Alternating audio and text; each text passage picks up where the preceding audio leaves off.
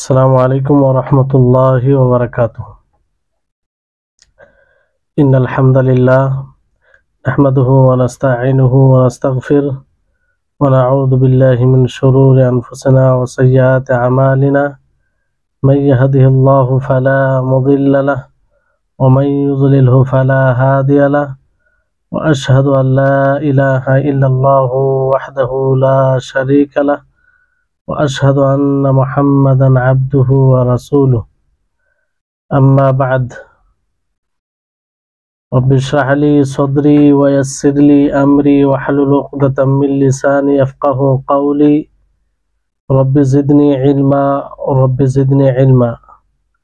اللهم إني أسألك علما نافعا ورزقا طيبا وعملا متقبلا.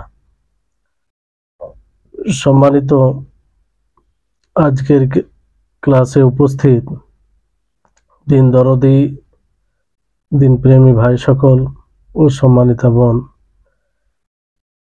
সর্বপ্রথম আমরা সেই মহান সত্তার আমরা সকলে কৃতজ্ঞতা প্রকাশ করব, যিনি আমাদের সকলকে এই ইলমি মজলিসে তথা জ্ঞান অর্জনের জন্য এই বৈঠকে উপস্থিত হওয়ার তৌফিক দিয়েছেন। ফলে আমরা সকলে বলি আলহামদুলিল্লাহ। তারপরে আমাদের সকলের প্রাণ প্রিয় নবী করিম মুহাম্মদ মুস্তাফা সাল্লাল্লাহু আলাইহি ওয়াসাল্লাম, ওনার উপর অসংখ্য শান্তির ধারা বর্ষিত হোক, যিনার মাধ্যমে আমরা আল্লাহ তাবারক ওয়া তাআলার প্রদত্ত মনোনীত ধর্মকে বুঝতে পেরেছি। তাই আমরা সকলেই তার উপরে দরুদ পাঠ করি, আল্লাহুম্মা সাল্লি আলাইহি আল্লাহুম্মা বারিক আলাইহি। সম্মানিত উপস্থিতিগণ, আজকে শেখ মুহাম্মদ ইবনে আব্দুল ওয়াহাব রাহিমাহুল্লাহর যে বইটি আমরা পড়ছি নওয়াকিজুল ইসলাম, সেই বইয়ের আজকে চতুর্থ ক্লাস। এর পূর্বের ক্লাসে আমরা প্রথম যে ইসলাম ভঙ্গকারী ঈমান ভঙ্গকারী বিষয় ছিল সেটা আল্লাহর ইবাদতে শিরক করা, সেই বিষয়ে আমরা জেনেছি। সেই কারণেই আরো কিছু কথা রয়েছে যেগুলো আজকে বলার চেষ্টা করব। শিরকের আলোচনায় ছিলাম। এর পূর্বে শিরক বলা হয়েছে যে দুই প্রকার, আশ-শিরকুল আকবার ও আশ-শিরকুল আসগর, অর্থাৎ বড় ও ছোট শিরক। তো বড় শিরক বলতে বোঝানো হয়েছিল যে শিরক দ্বারা মানুষ ইসলাম থেকে বের হয়ে যায়, ইসলাম থেকে বের হয়ে যায়। আর ছোট শিরক, সেটাও শিরক, কিন্তু সেই শিরক দ্বারা ইসলাম থেকে বের হয় না। তো এর মধ্যে দুটির মধ্যে মৌলিক পার্থক্য যেটা আপনাদেরকে বললাম, আরো কিছু পার্থক্য রয়েছে। সে পার্থক্যগুলো যদি আমরা একটু বুঝতে পারি তাহলে সহজ হয়ে যাবে আরো বোঝা। বড় শিরক এর মাধ্যমে মানুষ ইসলাম থেকে খারিজ হয়ে যায়, ইসলাম থেকে বের হয়ে যায়, কিন্তু ছোট শিরক দ্বারা ইসলাম থেকে বের হয় না, বরং এটা কাবিরা গুনাহ, বড় গুনাহ হয়। আর এটা বড় শিরক করার একটা মাধ্যম হয়, ওসিলা হয়। দ্বিতীয় পার্থক্য হচ্ছে যে বড় শিরক সমস্ত আমলকে বিনষ্ট করে দেয়, নিষ্ফল করে দেয়। আর ছোট শিরক যেমন লোক দেখানো কোনো ইবাদত করা অথবা লোককে শোনানো কোনো ইবাদত করা, তো এই আমল শুধু ওই আমলটাকে নষ্ট করবে যে আমলে লোক দেখানো আমল হবে, কিংবা লোক দেখানো করা হবে, কিংবা যেটা লোককে শোনানোর জন্য করা হবে, আর বাকি আমলগুলো ঠিক থাকবে। তাহলে বড় শিরকের মাধ্যমে সমস্ত আমল নষ্ট হয়ে যায়, আর ছোট শিরকের মাধ্যমে শুধু ওই আমলটা, যাতে এই শিরকটা ছোট শিরক পাওয়া যায়। তারপরে 3 নম্বর যেটা পার্থক্য, বড় পার্থক্য, সেটা হচ্ছে যে শিরকে আকবার দ্বারা, বড় শিরক দ্বারা যে বড় শিরক করবে তার রক্ত এবং সম্পত্তি মাল হালাল হয়ে যায়। অর্থাৎ সে যদি এমন রাষ্ট্রে থাকে যেখানে মুসলিম রাষ্ট্র, ইসলামিক রাষ্ট্র, তো সেখানে যদি কেউ বড় শিরক করে আর তাকে বুঝানোর পরও না আসে, তাহলে তার সবকিছু হালাল হয়ে যায়। তার সাথে তাকে হত্যা করা এবং তার সম্পত্তির মানে হেফাজত না করা, এগুলো হালাল হয়ে যায়। কিন্তু ছোট শিরক যদি কেউ করে তাহলে এরকম বিষয় হয় না। তবে ছোট শিরক, সেই ছোট শিরক কি বাকি গুনার মতো, যেগুলো আরো গুনাহ হয়, যে বাকি গুনার মতো আল্লাহ তাবারক ওয়া তাআলা ক্ষমা করে দিবেন? যেমন শিরকের ব্যাপারে আল্লাহ তাবারক ওয়া তাআলা বলেছেন যে শিরকের গুনাহ তওবা ব্যতীত আল্লাহ তাআলা ক্ষমা করবেন না।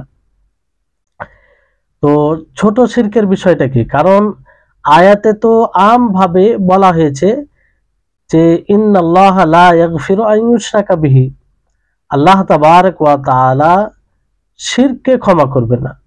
শিরক, তো এবার শিরক বলতে ছোট শিরক বড় শিরক দুটোই আসে, দুটোকেই এখানে শামিল অন্তর্ভুক্ত করে। তো এই আয়াত থেকে যেটা স্পষ্ট হয় যে কোনো শিরকে আল্লাহ তাআলা ক্ষমা করবেন না। কিন্তু ওলামাগণ পার্থক্য বলেছেন যে বড় শিরক সেটা তো ক্ষমা হবে নাই, সেই শিরকের কারণে মুখাল্লাদ ফিন্নার হবে, যে শিরক করে মারা যাবে তওবা ছাড়াই, চিরস্থায়ী জাহান্নামী হবে। আর যে ছোট শিরক করবে তারও গুনাহ ক্ষমা হবে না, কিন্তু পার্থক্য হচ্ছে এটা যে সে মুখাল্লাদ ফিন্নার হবে না, অর্থাৎ সে চিরস্থায়ী জাহান্নামী হবে না, বরং সে তার সাজা ভোগ করে, শাস্তি ভোগ করে সে আবার সেখান থেকে বের হয়ে আসবে। তাহলে বড় শিরক করাতে তওবা ছাড়াই মারা যায় তাহলে মুখাল্লাদ ফিন্নার, চিরস্থায়ী জাহান্নাম। আর ছোট শিরক করলে চিরস্থায়ী জাহান্নাম হবে না, বরং কি হবে যে তা সেই পরিমাণ শাস্তি ভোগ করে বের হবে সে। তাহলে এই কটা অন্যতম পার্থক্য ছিল। আরো যদি গভীরভাবে দেখা যায় কিছু পার্থক্য বের হবে। তবে এর মানে এটা নয় যে ছোট শিরক থেকে এত মানে অলস হয়ে যাবে, উদাসীন হয়ে যাবে, যেহেতু এটা মানে বড় শিরক থেকে একটা ভিন্ন, সেই রকম পর্যায়ে নয়, এরকম বিষয় যেন না হয়। সাহাবায়ে কেরাম রিজওয়ানুল্লাহি আলাইহিম আজমাইন তিনারা সর্বপ্রকারের শিরক থেকে ভয় করতেন এবং বেঁচে থাকতেন। যেমন আব্দুল্লাহ ইবনে মাসউদ রাদিয়াল্লাহু তাআলা আনহু তিনি বলেন যে লাআন আহলিফা বিল্লাহি কাযিবান আহাব্বু ইলাইয়া আন উহলিফা বিগাইরিহি সাদিকান।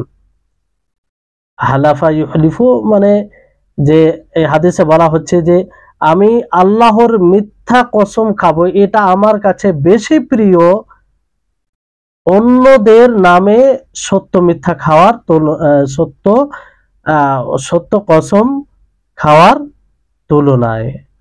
তাহলে বিষয়টি হচ্ছে যে আল্লাহর নামে মিথ্যা কসম খাওয়া এটা বেশি প্রিয় অন্যদের নামে যদি সত্য কসম খায়, কারণ তাতে শিরক হয়, যদিও বড় শিরক থেকে মানে ছোট শিরক এটা।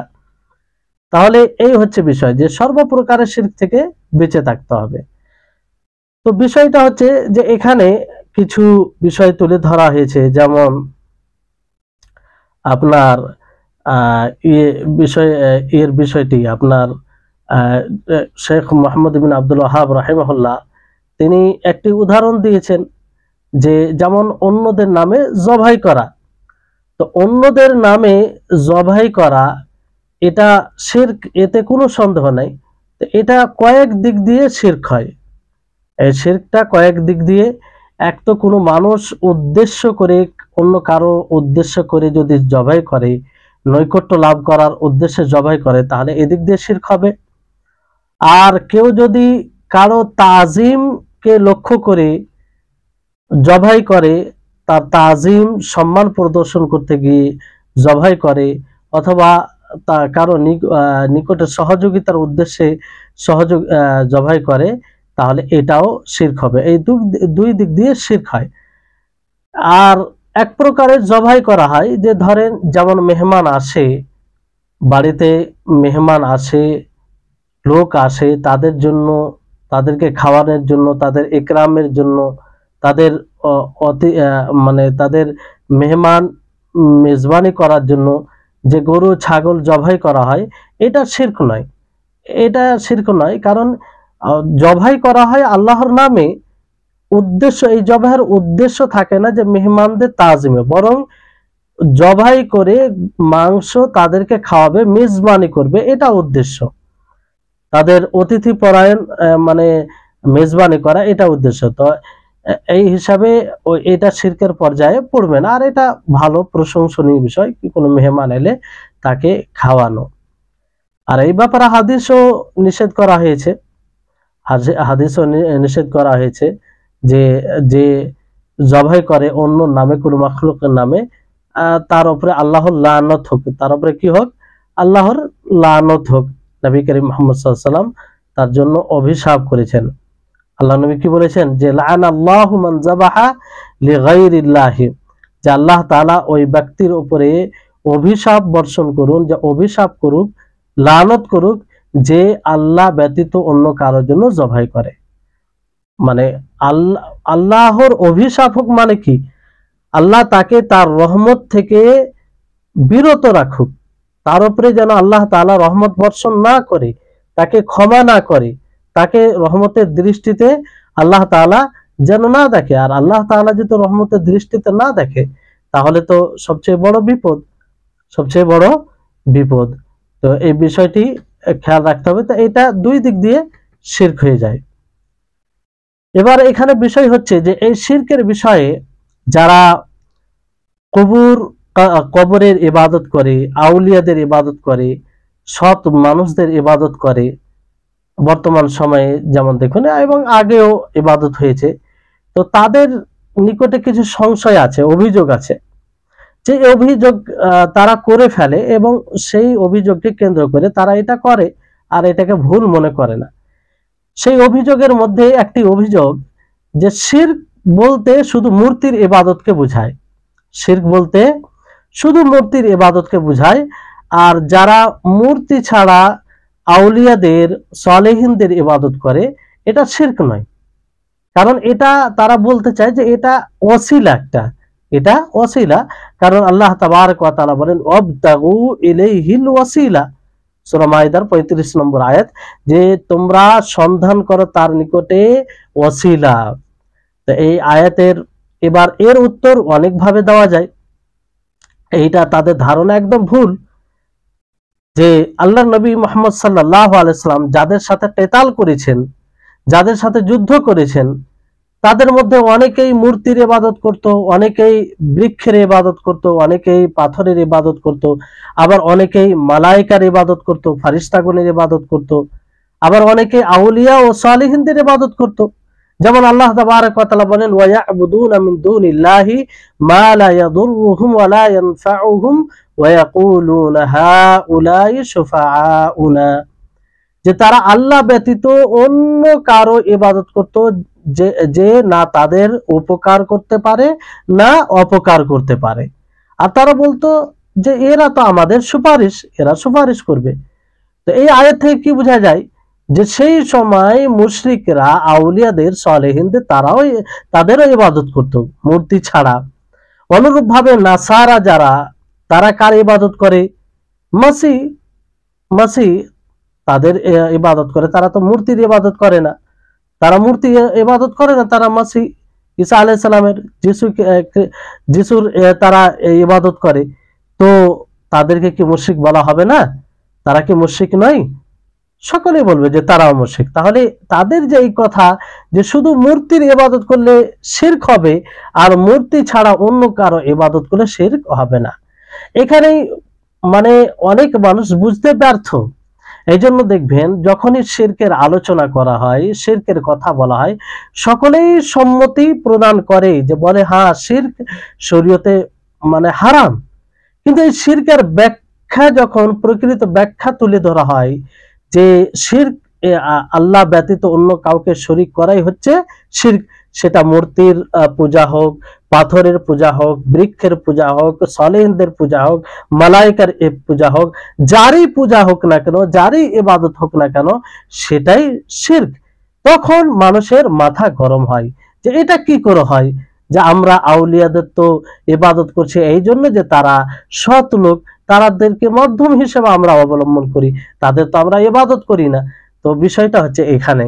তো শিরক বলতে যারই নিকটে নিজেকে নত করা হবে, যারই ইবাদত করা হবে, যারই জন্য এমন কোনো কিছু করা হবে যেটি ইবাদত, যেটি শুধুমাত্র আল্লাহর জন্য করা দরকার, সেটি যদি অন্য কারোর জন্য করা হয় সেটি শিরক হবে, আর সেটা যে করবে সেই মুশরিক হবে যদি এটা করে থাকে। তাহলে এই হচ্ছে বিষয়, কোনো পার্থক্য নেই, যারই ইবাদত করবে সেটাই শিরক হবে। বৃক্ষের, মূর্তির, ফারিস্তার, তারপরে শয়তানের, যার ইবাদত করবে।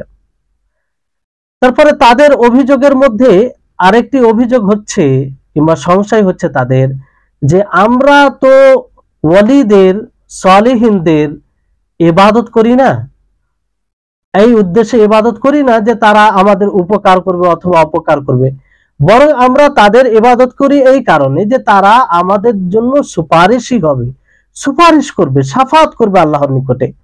আর আমরা তাদের নৈকট্য লাভ করি তাদের নামে জবাই করে, তাদের নামে মানত করে, তাদের নিকটে সহযোগিতা চেয়ে, যাতে তারা আমাদের জন্য আল্লাহর নিকটে সুপারিশ করে। তো আর মুশরিকিনরা, আগে যারা মুশরিক, তারা এই আকীদায়, এই ধারণায় ইবাদত করত আউলিয়াদের, যে তাদের আউলিয়া, তাদের সালেহীন সৎ লোক কি করবে, তাদের উপকার করবে ও অপকার করবে, আল্লাহ ব্যতীত উপকার ও অপকার করবে। আর আমরা এই আকীদা রাখি না, আজকে যে বর্তমান সময়ে যারা শিরক করে আউলিয়াদের, তারা বলে আমরা তো এই আকীদা রাখি না, আমরা এই আকীদাই করি যে এরা কিছু করতে পারে না, বরং আল্লাহর কাছে সুপারিশ করবে। তো এই এই এটা একটা সংশয়। তো এর উত্তর হচ্ছে যে আল্লাহ তাবারক ওয়া তাআলা মুশরিকিন, পূর্বের মুশরিকিনদের ব্যাপারে নবী সাল্লাল্লাহু আলাইহি সাল্লামের জামানায় যে সব মুশরিকিন ছিল তাদের ব্যাপারে বলেন যে ওয়ায়াবুদুনা মিন দুনিল্লাহি মা লা ইয়াদুররুহুম ওয়া লা ইয়ানফাউহুম ওয়া ইয়াকুলুনা হাউলাই শুফাআউনা, তারা আল্লাহ ব্যতীত এমন লোকের ইবাদত করেন যে না তাদের অপকার করতে পারে, ক্ষতি করতে পারে, আর না তাদের উপকার করতে পারে, লাভ, তাদের উপকার লাভ দিতে পারে। আর তারা বলে যে এরা তো আমাদের সুপারিশ, এরা আমাদের সুপারিশ। তো তাদেরও এই ধারণা ছিল। নবী করিম মুহাম্মদ সাল্লাল্লাহু আলাইহি সাল্লামের জামানায় মুশরিকরা যে তাদের আউলিয়াদের, সালেহিনদের ইবাদত করত, তাদেরও এই আকীদা ছিল যে বর্তমান সময়ের এক প্রকার মানুষ যারা নিজেকে মুসলিম বলে দাবি করে আর মুসলিমের মধ্যে নিজেকে অন্তর্ভুক্ত করে, তারা আউলিয়াদের ইবাদত করে, বলে কি যে আমরা মূলত আউলিয়াদের ইবাদত করি না, তারা সৎ লোক ছিল, তারা যেন আমাদের জন্য সুপারিশ করে, এই জন্য আমরা তার ইবাদত করি। তাহলে নবী সাল্লাল্লাহু আলাইহি সাল্লামের জামানার মুশরিক আর আজকের মুশরিক কোথায় পার্থক্য হলো? কোনো পার্থক্য হলো না।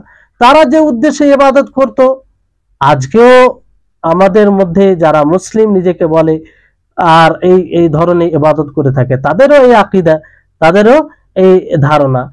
সুপারিশ অবশ্যই সৎ লোক, আউলিয়া যারা আছে তারা করবে, এক মুমিন অন্য মুমিনের জন্য কিছু সুপারিশ আছে যারা করবে, কিন্তু এর পদ্ধতিতে এটা নয়, তার একটা বিশেষ পদ্ধতি আছে, যে আল্লাহ শরীয়তি পদ্ধতি আছে, যেটা আল্লাহ তাবারক ওয়া তাআলা স্পষ্ট করেছেন এবং নবী করিম মুহাম্মদ সাল্লাল্লাহু আলাইহি সাল্লাম স্পষ্ট করেছেন। তার পদ্ধতি এটা নয় যে আল্লাহকে ছেড়ে তাকে এলা বানিয়ে নাও, তাকে মাবুদ বানিয়ে নাও, তার নামে মানত করো, তার কাছে সহযোগিতা চাও, তার জন্য জবাই করো। এটা পদ্ধতি নয়, এটা তো শিরকি পদ্ধতি। এই কাজগুলো তো খালিস নিছক আল্লাহ তাবারক ওয়া তাআলার জন্য হতে হবে।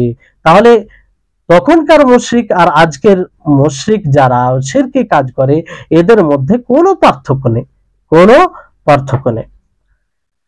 আরেকটি সংশয় তাদের মধ্যে রয়েছে, প্রায় আপনি যখন মুশরিকিনদেরকে মুশরিক বলতে, বর্তমান সময়ে যারা নিজেকে মুসলিম বলছে অথচ তারা কবর পূজা করে, আউলিয়াদের, পীরদের পূজা করে, আপনি তাদেরকে যখন দাওয়াত দিবেন, তো এগুলোই অভিযোগ আসে, এগুলোই সংশয় তারা তুলে ধরবে। তো এগুলো বোঝা উচিত যাতে আপনি তাদেরকে বুঝাতে পারেন। তা আরেকটি সংশয় হচ্ছে যে তারা বলে যে আগেকার মুশরিক তারা লা ইলাহা ইল্লাল্লাহ পাঠ করতো না, তারা লা ইলাহা ইল্লাল্লাহ পাঠ করতো না। আর এখন যারা আউলিয়াদের ইবাদত করে, সলিহিনদের ইবাদত করে, তারা লা ইলাহা ইল্লাল্লাহ বলে, লা ইলাহা ইল্লাল্লাহ মুহাম্মাদুর রাসূলুল্লাহ এটা বলে। তো যারা লা ইলাহা ইল্লাল্লাহ পাঠ করতো না, নবী সাল্লাল্লাহু আলাইহি ওয়াসাল্লামের জামানায় মুশরিকরা লা ইলাহা ইল্লাল্লাহ পাঠ করতো না, এদের কথা, আর যারা লা ইলাহা ইল্লাল্লাহ পাঠ করছে, উভয়ে কেমন করে সমান হতে পারে? উভয়কে এক জায়গায় কি করে রাখা যেতে পারে? তাদের এটা মানে একটা সংশয়, অভিযোগ কিংবা একটা দিক তাদের এইভাবে বলে। তো এই বিষয়ে যদি দেখা যায় তো আপনি বুঝতে পারবেন যে আল্লাহ তাবারক ওয়া তাআলা সবকিছু থেকে পবিত্র। মক্কার মুশরিকরা তারাও লা ইলাহা ইল্লাল্লাহ মুহাম্মাদুর রাসূলুল্লাহ পাঠ করেছে, অথবা আজকের জমানায় যারা আউলিয়াদের ইবাদত করে তারা লা ইলাহা ইল্লাল্লাহ পাঠ করেছে, কিন্তু এদের লা ইলাহা ইল্লাল্লাহ ভঙ্গ হয়ে গেছে কিংবা ভঙ্গ হয়ে যাচ্ছে। কিসের কারণে? যে কারণ তারা এই লা ইলাহা ইল্লাল্লাহ সংরক্ষণে থাকবে এরকম কিছু আমল করেনি, শিরক তার পরিপন্থী ভঙ্গকারী আমল করেছে, শিরকের মাধ্যমে ভঙ্গ হয়ে যাচ্ছে। কারণ লা ইলাহা ইল্লাল্লাহর অর্থ কি? যারা এইভাবে আউলিয়াদের ইবাদত করে তারা আসলে লা ইলাহা ইল্লাল্লাহর অর্থই বুঝতে পারেন। লা ইলাহা ইল্লাল্লাহ এর অর্থ হচ্ছে লা মা'বুদা বিহাক্কিন ইল্লাল্লাহ, যে আল্লাহ ছাড়া সত্য কোনো মাবুদ নেই, আল্লাহ ছাড়া সত্য কোনো মাবুদ নেই, সত্য কোনো উপাস্য নেই। মাবুদ বলতে যে ইবাদতের উপযুক্ত, সত্য বলে সত্য সত্তা যিনি ইবাদতের উপযুক্ত একমাত্র আল্লাহ তাবারক ওয়া তাআলা, তো তিনি ছাড়া আর কেউ নেই। তো কি করে সেখানে আউলিয়াদের ইবাদত করা যায়, সলিহিনদের ইবাদত করা যায়, আর অন্য কারো ইবাদত করা যায়? তো আসলে এরা তো লা ইলাহা ইল্লাল্লাহ পাঠ করে, কিন্তু লা ইলাহা ইল্লাল্লাহর অর্থ, লা ইলাহা ইল্লাল্লাহর দাবি সমূহ কিছু এরা বুঝতে পারেনি। আর তারাও তো কবরের ইবাদত করত, আউলিয়াদের সলিহিনদের ইবাদত করত, এবং তারাও লা ইলাহা ইল্লাল্লাহ পাঠ করত। কিন্তু মুশরিকিন, তখনকার মুশরিকিন বর্তমান সময়ের যারা আউলিয়াদের ইবাদত করে, লা ইলাহা ইল্লাল্লাহ পাঠ করে, অথচ আউলিয়াদের ইবাদত করে, কবরে গিয়ে সাজদা করে, তাদের বর্তমান সময়ের এদের তুলনায় মুশরিকরা বেশি লা ইলাহা ইল্লাল্লাহকে বুঝতে পেরেছিল। মুশরিকদের তুলনায়, তার সেই জমানার মুশরিকদের তুলনায় বেশি না, আজকের জমানার যারা কবরে পূজা করে তাদের তুলনায় তখনকার মুশরিকরা বেশি লা ইলাহা ইল্লাল্লাহকে বুঝতে পেরেছিল। তারা বুঝতে পেরেছিল যে লা ইলাহা ইল্লাল্লাহ যদি পাঠ করে কোনো মানুষ, তো তার জন্য জরুরি হবে সমস্ত প্রকারের ইবাদত একমাত্র আল্লাহর জন্য করা। এই জন্য তারা বলেছিল যে আজআলাল আলিহাতা ইলাহা ওয়াহিদা, যে এতগুলো মাবুদ, সমস্ত মাবুদকে কি এক করে দেব, এটা কি করে হয়? আশ্চর্য হয়ে তারা বলেছিল, কারণ তারা অনেক মাবুদের ইবাদত করত, অনেক মাবুদের তারা কি করত? ইবাদত করত। ফলে তারা কি বলেছিল যে লা ইলাহা ইল্লাল্লাহ, যখন আল্লাহ নবী তাদেরকে দাওয়াত দিলেন তখন তারা কি বলতে আরম্ভ করলো যে আজআলাল আলিহাতা ইলাহা ওয়াহিদা, যে এতগুলো মাবুদকে এক করে দেওয়া হয়, এটা কি করে সম্ভব? আশ্চর্য বোধ করে তারা এটা বলেছিল। তার মানে কি? তারা লা ইলাহা ইল্লাল্লাহর অর্থ বুঝতে পেরেছিল। তারা এটা বুঝে গিয়েছিল যে যদি লা ইলাহা ইল্লাল্লাহ পাঠ করি, স্বীকার করিনি, তাহলে তার সাথে কাউকে শরীক করা যাবে না, তাকে ছাড়া অন্য কারো ইবাদত করা যাবে না। তাহলে তারা প্রকৃত লা ইলাহা ইল্লাল্লাহর অর্থ বুঝেছিল, ফলে তারা লা ইলাহা ইল্লাল্লাহ পাঠ করেনি। কিন্তু আজকের বর্তমান সময়ের যে যারা আউলিয়াদের ইবাদত করে তারা লা ইলাহা ইল্লাল্লাহ পাঠ করে, এবং কি গর্বিত তারা লা ইলাহা ইল্লাল্লাহ দ্বারা, তারপরেও তারা এর পরিপন্থী আমল করছে। কেন? আসলে তারা এই লা ইলাহা ইল্লাল্লাহকে বুঝতে পারেনি, লা ইলাহা ইল্লাল্লাহকে বুঝতে পারেনি। তাহলে এই হচ্ছে বিষয়। তারপরে তাদের আরেকটি বিষয়, তারা আরেকটা কথা বলে থাকে যে তখনকার মুশরিক, পূর্বের মুশরিকরা তারা বৃক্ষের পূজা করে, ইবাদত করে, পাথরের ইবাদত করে, অনেক রকম জড় বস্তু আছে তাদের ইবাদত করে। আর আমরা কি করি? এদের কথা হলো যে আমরা শুধু তাদেরকে ডাকি, তাদেরকে আমরা ওসিলা হিসাবে গ্রহণ করি, যে কেননা তাদের একটা আল্লাহর নিকটে মর্যাদা আছে, তো আমরা আল্লাহর নিকটে তাদেরকে ওসিলা বানাই, এই জন্য তারা দলিলও দিয়ে থাকে কোরআন থেকে। দেখেন, কোরআনের দলিল দিলেই যে হক হবে এটা জরুরি নয়।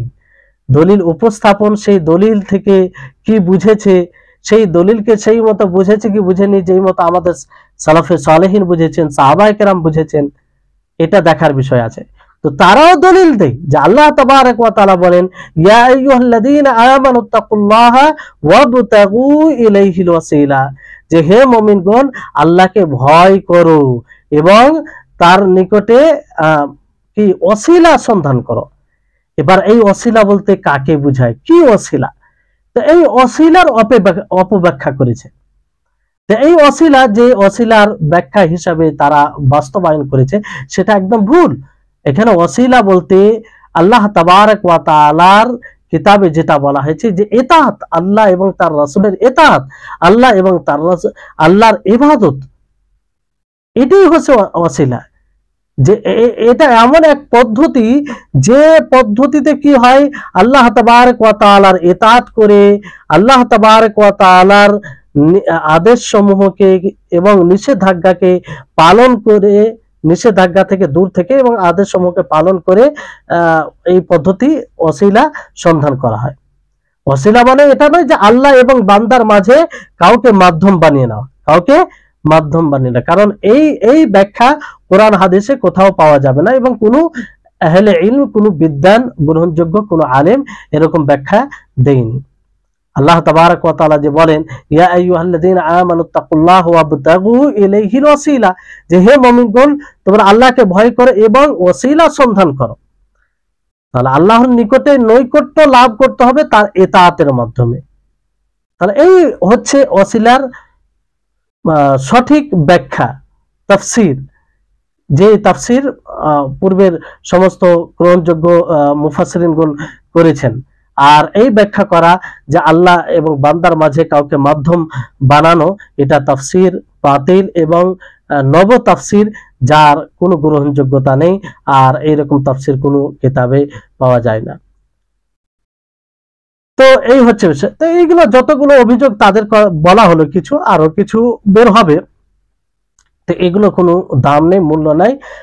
আমাকে আপনাকে স্থিরভাবে তাদের কথা শুনে বুঝতে হবে এবং সেই মতো তাদেরকে বোঝাতে হবে, তাদেরকে ঠিক তাদের যে সংশয় রয়েছে সেই সংশয়টা দূর করতে হবে।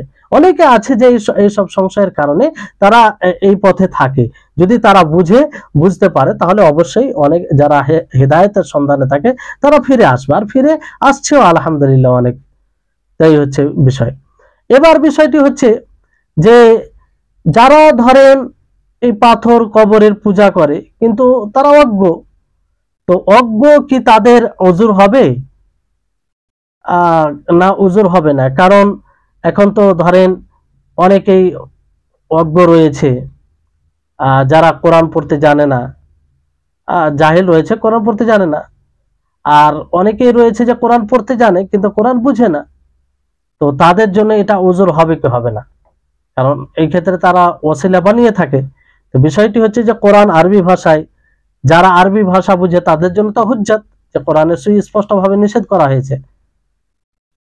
আর এই জন্য কোরআন নাজিল করা হয়েছে। আল্লাহ তাআলা বলেন, ওয়া উহিয়া ইলাইয়া হাদাল কোরআন লিউনযিরাকুম বিহি ওয়া মান বালাগ, যে এটা ওহী করা হয়েছে, নবীকে বলতে হয় যে এই কোরআন ওহী করা হয়েছে যে যাতে আমি তোমাদেরকে সতর্ক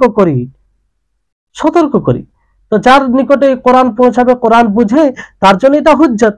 কিন্তু যারা ধরেন আরবি বুঝে না, কোরআন পড়তে জানে কিন্তু আরবি বুঝে না, তো তাদের সামনে যদি তরজমা উপস্থাপন করা হয়, কিংবা এখন বিভিন্ন ভাষায়, সব গ্রহণযোগ্য জীবিত ভাষায় এই কোরআনের ব্যাখ্যা বিশ্লেষণ করা হয়েছে, তো সেটা থাকার পরেও যদি এগুলো করে তাহলে এটা তো তার উপর হুজ্জাত কায়েম হবে, কারণ এগুলো তো সব অ্যাভেলেবেল পাওয়া যাচ্ছে।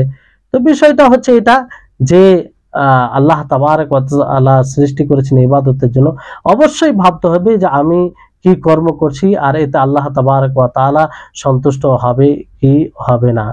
আর এখন অনেক মাধ্যম চলে এসেছে, এখন তো সোশ্যাল মিডিয়া, প্রিন্টিং বই সমূহ, অনেক কিছু আছে যেগুলো পড়তে পারে। কিন্তু একদম চুপচাপ বসে থেকে বলবে যে আমি জানি না, তা চলবে না। তাহলে এই জন্য আমাদের উচিত হবে, সকলের উচিত হবে যে আমরা আগে মানুষকে তৌহিদের শিক্ষা দিই, শিরক থেকে মানুষকে সতর্ক করি। এই এই বিষয় দ্বারা আমাদের দাওয়াতের কাজ আরম্ভ হবে। এই বিষয়ের প্রতি বেশি পরিশ্রম করতে হবে আমাদেরকে। এই জন্য দেখবেন যে বহু বছর থেকে একটা গ্রামে মুসলিম মুসলিম পরিবার, সবাই মুসলিম, কিন্তু সেখানে শিরক পাওয়া যায়। সেখানে তৌহিদ বলতে বুঝে না, শিরক বলতে বুঝে না। শিরক যেগুলো শিরক পর্যন্ত পৌঁছানোর যেগুলো উপায় আছে সবগুলো সেখানে পালন করা হয়, সেগুলো থেকে সতর্ক করা হয় না। ফলে একটা সময় আসে যে তারা শিরক করে ফেলে। আজকে দেখবেন যে বর্তমান সময়ে আমাদের মাঝে এক বড় সংখ্যা রয়েছে যারা নিজেকে মুসলিম বলে অথচ প্রকাশ্যভাবে শিরক করে। কেন? এই কারণে যে তাদেরকে প্রথম তৌহিদের শিক্ষা দেওয়া হয়নি, শিরক থেকে সতর্ক করা হয়নি। যার উপরে পরিশ্রম করা দরকার আমাদেরকে, তার উপরে আমরা পরিশ্রম করি না কিংবা সেই দিকে সজাগ নয়। তো এই জন্য চেষ্টা করতে হবে আমাদেরকে যে এর উপরে পরিশ্রম করা। হালকা বুঝে নিলে যে আমি বুঝে গেছি আর পড়া দরকার নেই, না, সব রকম ভাবে এই বিষয়টা জানতে হবে, মানুষকে শিক্ষা দিতে হবে। একজন মানুষ ধরেন যে সে ব্যভিচার করে না, মদ্যপান করে না, সুদ খায় না, সমস্ত প্রকারের হারাম থেকে বিরত আছে, কিন্তু সে শিরক করে, শিরক না বুঝার কারণে শিরক করে। তো বলুন, তার এই সমস্ত জিনিস থেকে বিরত থাকা কোনো উপকার আসবে? কোনো উপকার আসবে না, সব ব্যর্থ হবে। আর এই শিরক অবস্থায় মারা গেলে তার সে মুখাল্লাদ ফিন্নার হবে, চিরস্থায়ী জাহান্নাম হবে। তাহলে বিষয়টি কত জটিল বিষয়। এজন্য দেখেন নবী করিম মুহাম্মদ সাল্লাল্লাহু আলাইহি সাল্লামের আগমন যখন ঘটে, সেই সময় কোন প্রকারে গুনাহ ছিল না বলেন? বর্বরতার শেষ ছিল না, মানবতা বলতে মানুষের মধ্যে কিছুই ছিল না। এক অপরকে খুন করা, এক অপরকে মানে অসম্মান করা, সম্মান হানি করা, এগুলো তাদের কোনো ব্যাপারই ছিল না। সেই মুহূর্তে আল্লাহর নবী এগুলোর আগে শিক্ষা দিতে পারতেন, তা না করে নবী সাল্লাল্লাহু আলাইহি সাল্লাম প্রথমে আল্লাহর একাত্মবাদ, আল্লাহর তাওহীদের শিক্ষা দিলেন, তারপর শিরক থেকে মানুষকে সতর্ক করলেন। কুলু লা ইলাহা ইল্লাল্লাহ তুফলিহুন, যে তোমরা লা ইলাহা ইল্লাল্লাহ পাঠ করো, সফল হয়ে যাবে। অর্থাৎ আল্লাহ ছাড়া সত্য কোনো মাবুদ নেই, তারই ইবাদত করো, তার নিকটেই মাথা নত করো, তাকেই ইবাদতের উপযুক্ত মনে করো, তাহলে তোমরা সফল হবে। এই কালিমার ভিত্তিতে আল্লাহ নবী দাওয়াত শুরু করলেন। আর এটারই বিস্তারিত ব্যাখ্যা বিশ্লেষণ প্রায় আল্লাহ নবী 13 বছর করতে থাকলেন। তারপরে সারা জীবন আল্লাহ নবী করেছেন, কিন্তু 13 বছর বেশি এটাকে জোর দিয়েছেন মক্কি জীবনে। তাহলে বিষয়টি কত গুরুত্বপূর্ণ বিষয় যে আল্লাহর নবী এটার উপরে কত জোর দিয়েছেন। এই জন্য আমাদের সকলের জরুরি হওয়া উচিত হবে, আজকে আমাদের জন্য যারা সচেতন আমরা আমাদের মধ্যে, কিংবা বিষয়গুলো আমরা বুঝতে পারছি, উপলব্ধি করছি, তাদের জন্য জরুরি হবে যে আম্বিয়া কেরাম আলাইহিস সালাম যেভাবে দাওয়াতের কাজ করেছেন, যে পদ্ধতি অবলম্বন করেছেন, আমরা সেই পদ্ধতি অবলম্বন করি। বড় দুঃখের সাথে বলতে হয় যে আজকে বর্তমান সময়ে কিছু আপনি দাওয়াতি সংগঠন দেখতে পাবেন, আর তারা মানুষকে প্রলোভন দেয় জনসেবার মাধ্যমে, আর তৌহিদের দাওয়াতকে উপেক্ষা করে। তৌহিদের কথা বললে যে মনে হয় এটা থেকে তাদের অ্যালার্জি আছে, শুনলে তাদের মাথা গরম হয়ে যায়।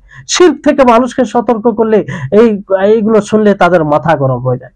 কোথায় শয়তান কিভাবে তাদেরকে পথভ্রষ্ট করেছে দেখেন, কিভাবে তাদেরকে সব মানে সিরাতে মুস্তাকিম থেকে বের করে দিয়েছে।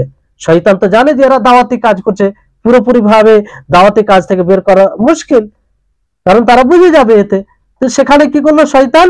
এই তৌহিদকে তাদের জীবন থেকে সরিয়ে দিল, যে তোমরা জনসেবা করো, এই জনসেবার মাধ্যমে মানুষ কি মুগ্ধ হবে, মানুষ তোমাদের প্রশংসা করবে, মানুষ তোমাদের ডাকে সাড়া দেবে। আর তাওহীদের কথা বললে কেউ তোমাদের ডাকে সাড়া দেবে না, কেউ তোমাদের কথায় গুরুত্ব দিবে না, বরং এতে কি হবে?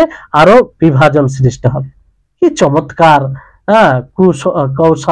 কুকৌশল আর কি শয়তানের পক্ষ থেকে। আর তার এটাই অনেক লোক আছে যে এটা এই নীতির উপরে রয়েছে, যে জনসেবাটাকেই প্রাধান্য দিচ্ছে।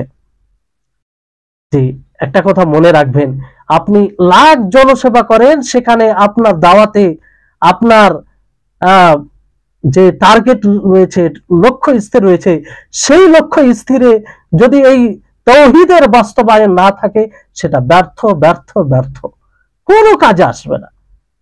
তো এই জিনিসটা ভেবে নিতে হবে। এই জন্য যত মানুষ এখন দাওয়াতের কাজ করে, যত মানুষ দাবি করে যে আমি দাওয়াতের কাজ করি, আমরা মানুষকে কোরআন ও হাদিসের দিকে আহ্বান করি, তার দাওয়াতকে দেখতে হবে যে সে তাওহীদকে গুরুত্ব দেয় কি দেয় না, সে তাওহীদের কথা বলে কি বলে না, শিরকের কথা বলে কি বলে না, সে সালাফে সালেহিনদের মানহাজ অনুযায়ী দাওয়াতের কাজ করে কি করে না, এটা দেখার অত্যন্ত জরুরি। কারণ হাজারো দল আছে, হাজারো এরকম সংগঠন আছে, আর সকলেই দাবি করে যে আমরা কোরআন হাদিসের আহ্বায়ক। দাবি করলে তো হয়ে যায় না, আসলে কি তারা কোরআন হাদিসের আহ্বায়ক, এটা দেখতে হবে। এই জন্য বড় ধোঁকা এটাই আমি মনে করা যায়, কিংবা সবচেয়ে বড় ধোঁকা বড় বর্তমান সময়ে, যে মানুষকে কোরআন হাদিসের নামে তাওহীদ থেকে দূরে রাখছে। এর চাইতে বড় ধোঁকা আর হতে পারে না। যে মানুষ মনে করছে ইসলামের দাওয়াত, মানুষ মনে করছে যে কোরআন হাদিসের আমরা দাওয়াতে লাব্বাইক করছি কিংবা আমরা উপস্থিত হচ্ছি, কিন্তু আসলে সেটা ইসলামের দাওয়াত হয় না। তাওহীদ থেকে সেখানে উপেক্ষা করা হয়, তাওহীদকে ইগনোর করা হয়, মানে দাওয়াতে সবকে অন্তর্ভুক্ত করে তাওহীদ তাদের জীবন থেকে বিলুপ্ত করে দেওয়া হয়, শিরকের বীজ বপন করা হয়। তখন তারা শিরক করে, আর মসজিদে গিয়েও সাজদা করে, কবরে গিয়েও সাজদা করে, মসজিদে গিয়েও ইবাদত করে, আবার অন্যদের সামনে অন্যদের জন্য অনেক ইবাদত, তারা ইবাদতের প্রকার সমূহ করে থাকে। তো এই দাওয়াতে উপস্থিত হয়ে এই দাওয়াতে সাড়া দিয়ে কোনো লাভ নাই। এই জন্য সতর্ক থাকবেন, মানুষকে সতর্ক করবেন। হ্যাঁ, আমাদের জন্য জরুরি যে মানুষ যে সবচেয়ে বড় ধোঁকার প্রতারণার শিকার হচ্ছে, এটা থেকে আমরা নিজে সতর্ক থাকব এবং মানুষকে সতর্ক করব, এটা আমাদের নৈতিক কর্তব্য। তাহলে যে কোনো বিষয়ে যারা আমাদের উপরে তাওহীদের উপরে প্রতিষ্ঠিত হয় আর সেটাকে প্রাধান্য দেওয়া হয়, আল্লাহ তাবারক ওয়া তাআলা যেমন এক আয়াতে বলেন, সূরা তওবার 109 নম্বর আয়াত দেখবেন যে সেখানে বলা হয়েছে, আফামান আসাসা বুনিয়ানাহু আলা তাকওয়া মিনাল্লাহি ওয়া রিদওয়ানিন খায়রুন আম্মান আসাসা বুনিয়ানাহু আলা শাফা জুরফিন হারিন ফানহারা বিহি ফি নারি জাহান্নামা ওয়াল্লাহু লা ইয়াহদিল কওমাজ জালিমিন। যে যারা নিজের ফাউন্ডেশন আল্লাহর তাকওয়ার উপরে স্থাপন করে, আল্লাহর সন্তুষ্টির উপরে, এরা উত্তম না যারা হালাক বরবাদের উপরে করে তারা উত্তম। তো সম্মানিত উপস্থিতিগণ, আল্লাহর তাকওয়া, আল্লাহর সন্তুষ্টি কিসের? তাওহীদ ছাড়া হবে? আল্লাহর একাত্মবাদ ছাড়া হবে? অসম্ভব, হতেই পারে না। তাহলে এই হচ্ছে বিষয়। তো আরো এই বিষয়ে আমরা যত পারবো জানবো, জানার চেষ্টা করব এবং গভীরতা বা সিরাত অর্জন করার চেষ্টা করব। তাহলে ইসলাম ভঙ্গকারী নওয়াকিজুল ইসলাম, নওয়াকিজুল ঈমান যেটাই বলেন, তার প্রথম কারণ একটা আমরা মোটামুটি ভাবে পড়লাম। তারপরে কিছু আমরা একটু এগিয়ে নিয়ে যাই, এই ক্লাসে তো পূর্ণ হবে না, কিছু কথা বলি, তারপরে ইনশাআল্লাহ ফের আগামী ক্লাসে দ্বিতীয় যেটা নাকিজে ইসলাম, নাকিজে ঈমান, অর্থাৎ ইসলাম ও ঈমান ভঙ্গকারী বিষয়, সেটা নিয়ে আলোচনা করব। আজকে আমরা পড়ি, শেখুল ইসলাম মুহাম্মদ ইবনে আব্দুল ওয়াহাব রাহিমাহুল্লাহ তিনি বলেন, قال رحمه الله ومن جعل بينه وبين الله وسائط يدعوهم ويسألهم الشفاعة ويتوكل عليهم كفرا إجماعا হ্যাঁ। তো ইমাম মুহাম্মদ ইবনে আব্দুল ওয়াহাব রাহিমাহুল্লাহ তিনি বলছেন যে যে ব্যক্তি বান্দা এবং আল্লাহর মাঝে কি বানাবে? মাধ্যম বানাবে, ওসিলা বানাবে, মাধ্যম বানাবে, এবং সেই মাধ্যমকে কি করবে? ডাকবে এবং তার কাছে চাইবে, শাফাত চাইবে, আর তাদের উপরে ভরসা করবে। এটা সর্বসম্মতিতে কুফর, এটা কুফরি আমল। তাহলে এটা দ্বিতীয়, মানে এটাও শিরক, কিন্তু শিরক থেকে একটু সামান্য নিচে।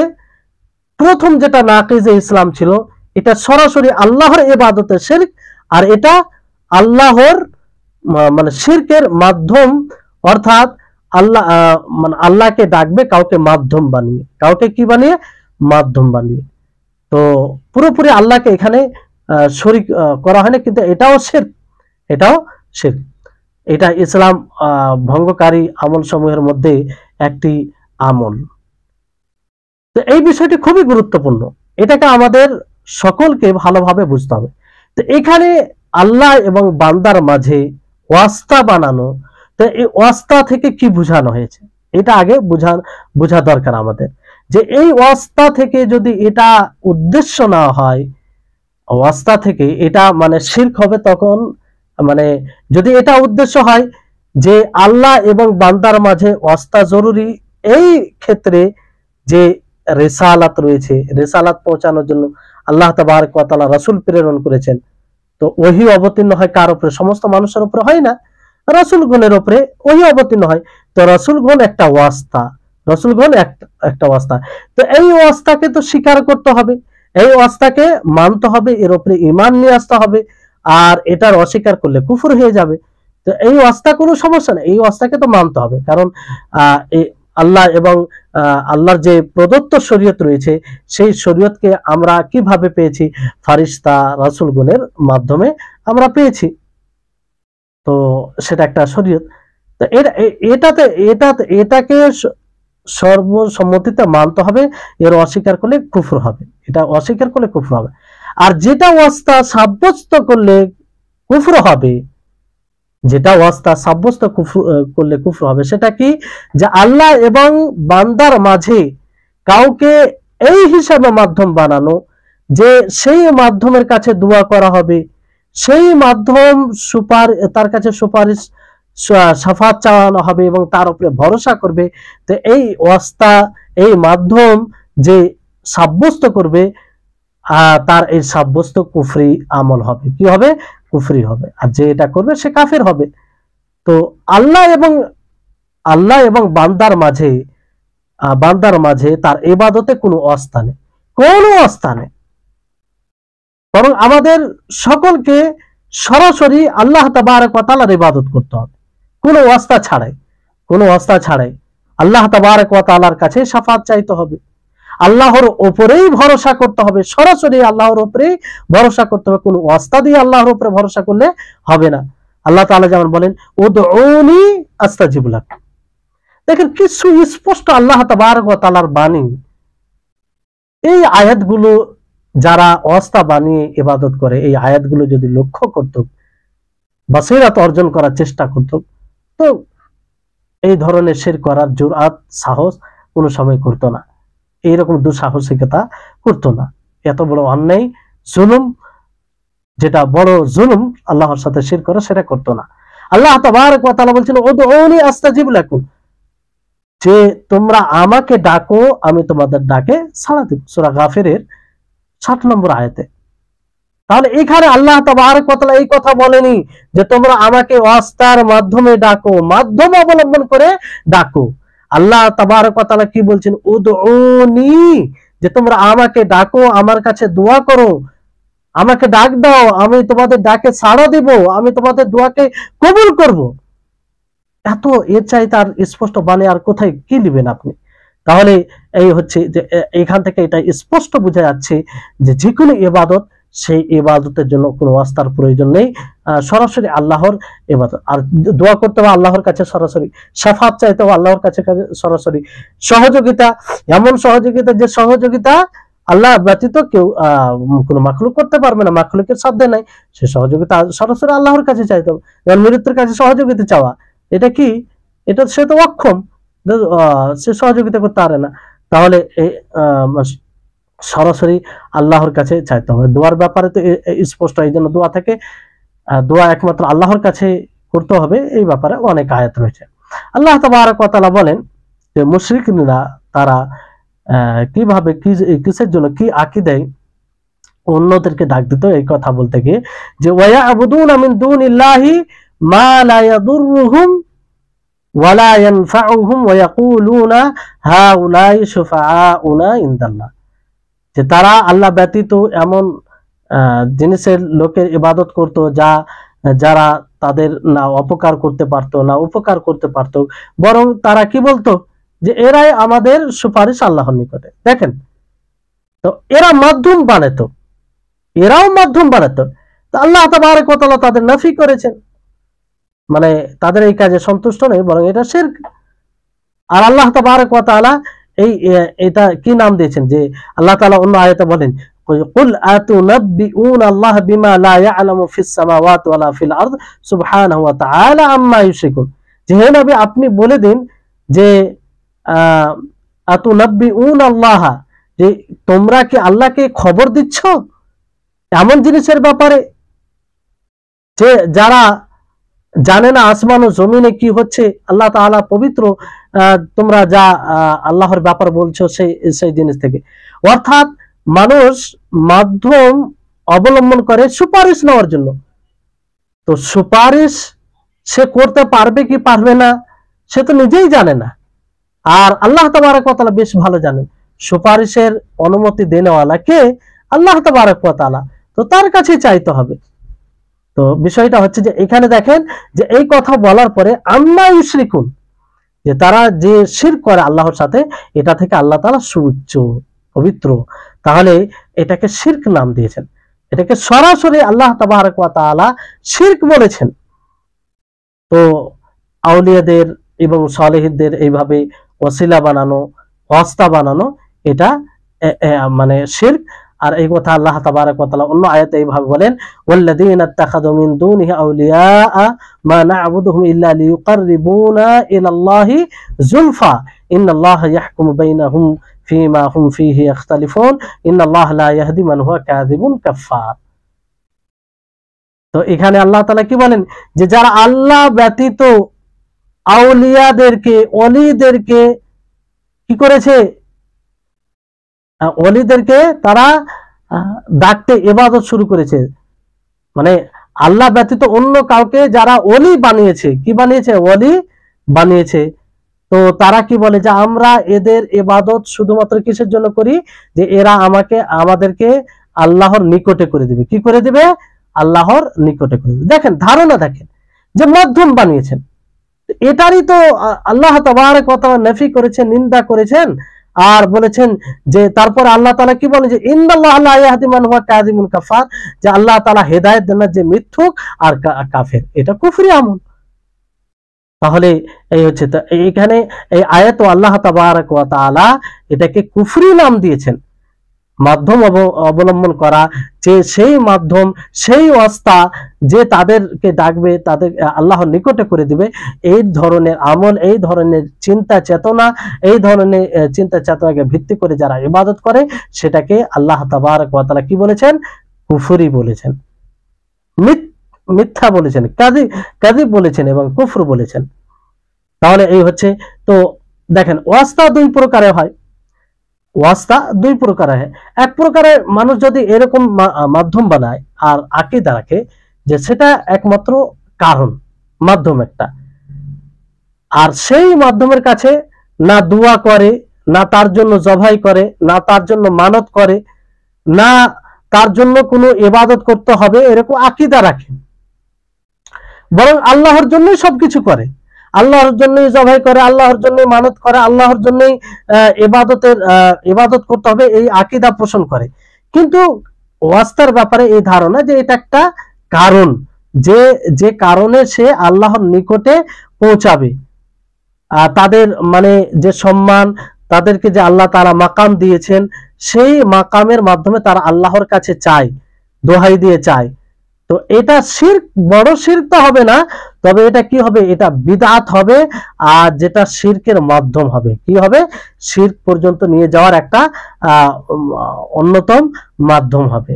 কারণ এইভাবে ওসিলা বানানোর আল্লাহ নবী আদেশ দিয়েছেন না, আল্লাহ তাবারক ওয়া তাআলা কোনো জায়গায় এই ধরনের দিক নির্দেশনা দিয়েছেন যে মাধ্যম অবলম্বন করে আল্লাহর কাছে শাফাত চাইতে হবে, দোয়া চাইতে হবে, না, এরকম বিষয় নাই। সরাসরি আল্লাহর কাছে দোয়া করতে হবে, সরাসরি আল্লাহর কাছে শাফাত চাইতে হবে এবং তার উপরে ভরসা করতে হবে। তাহলে একটা অবস্থা হচ্ছে যে মাধ্যম যাদেরকে ওয়াস্তা বানানো হয় তাদেরই ইবাদত করা, তাদের জন্যই জবাহ করা, তাদের জন্যই মানত করা, তাদের নৈকট্য অর্জন করা, তাহলে এটা প্রকাশ্য শিরক, যে শিরকের মাধ্যমে মানুষ ইসলাম থেকে খারিজ হয়ে যাবে। আর একটি অবস্থা যে মাধ্যম তো বানায় কিন্তু মাধ্যমের জন্য ওয়াস্তার জন্য ইবাদত করে না, শুধু তাকে কি মনে করে যে তার প্রয়োজনটা আল্লাহর নিকটে পৌঁছে দিবে, এটা ধারণা রাখে, পৌঁছে দিবে এরকম ভাবে, যেহেতু আউলিয়া সালেহিন আছে তাদের মাকাম উঁচু, এই ক্ষেত্রে পৌঁছে দিবে। তো এটা ওই পর্যায়ের শিরক হবে না, তবে এটা বাতিল হবে আর বিদআত হবে। এটা বিদআত, এটা দিনের মধ্যে এইভাবে যদি কিছু ধারণা রাখা যায় তো নতুন এটা আমল হবে, যেটা দিনের অন্তর্ভুক্ত নয়, দিনের অংশ নয়। কারণ এইভাবে ওয়াস্তা বানানোর আল্লাহ তাবারক ওয়া তাআলা অনুমতি দেননি। আর এই থেকে নবী করিম মুহাম্মদ সাল্লাল্লাহু আলাইহি সাল্লাম অসংখ্য হাদিসে সতর্ক করেছেন। যেমন পূর্বের লোকেরা কবরকে, আম্বিয়াদের কবরকে তারা কি বানিয়েছিল? মসজিদ বানিয়েছিল। তো আল্লাহ নবী কি বলেন যে ইন্নামান কানা ক্বাবলাকুম কানু ইয়াত্তাখিদুনা কুবুর আম্বিয়াইহিম ওয়া সালিহিম মাসাজিদ আলা ফালা তাত্তাখিদুল কুবুর মাসাজিদ ফাইন্নী আনহাকু আন যালিক। আল্লাহ নবী স্পষ্ট ভাবে বলেন যে তোমাদের পূর্বে তারা কি করেছিল? আম্বিয়াদের কবরকে, সালেহিনদের কবরকে মসজিদ বানিয়েছিল, সেখানে তারা সাজদা করত, সেখানে তারা ইবাদত করত। তো অতএব তোমরা খবরদার কবরকে মসজিদ বানাও না। আল্লাহ নবী কিভাবে সতর্ক করছেন দেখেন, আলা ফালা তাত্তাখিদুল কুবুর মাসাজিদা, তো তোমরা খবরদার মসজিদকে কবর বানায় না, আমি এই থেকে তোমাদেরকে নিষেধ করছি, বাধা দিচ্ছি, হ্যাঁ তোমাদেরকে নিষেধ করছি। তাহলে এটা স্পষ্ট বিষয়, এটা স্পষ্ট বিষয়। তো এই হচ্ছে আজকের ক্লাস। ইনশাআল্লাহ এখানেও এই ওসিলা মানে এই যে নাকিজে ইসলাম, এই আমল, যে আমল ইসলামকে ভঙ্গ করে দেয়, ইমানকে ভঙ্গ করে দেয়, এই ব্যাপারে আরো কিছু আলোচনা আছে, ইনশাআল্লাহ আগামী ক্লাসে হবে। আজকের জন্য সমাপ্ত করছি। আল্লাহ তাবারক ওয়া তাআলা নিকটে আমরা সকলেই দোয়া করব, আমরা আমাদেরকে যেন আল্লাহ তাআলা বাসিরাত সহ জ্ঞান দান করেন এবং প্রত্যেকটি বিষয়ে যেন গভীরভাবে আমরা বুঝতে পারি, আর সেই অনুযায়ী যেন আমরা জীবন যাপন করতে পারি। আর সর্বোপরি আমাদের যতটুকুই জ্ঞান হোক না কেন, সেই জ্ঞানটা যেন আমাদের সকলের জন্য উপকারী হয়, ইলমে নাফে হয়, যেটা দুনিয়া ও আখেরাত উভয় কালে কাজে আসবে, যেটা জাহান্নামের মুক্তির কারণ হবে, যেটা জান্নাত অর্জনের অন্যতম মাধ্যম হবে। এই জ্ঞান যেন আল্লাহ তাআলা আমাদের সকলকে দান করেন। ওয়া আখির দাওয়ানা আনিল হামদুলিল্লাহি রাব্বিল আলামিন। আসসালামু আলাইকুম ওয়া রাহমাতুল্লাহি ওয়া বারাকাতুহু। জাযাকুমুল্লাহু খাইরান ওয়া আহসানাল জাযা। এবার কারো প্রশ্ন থাকলে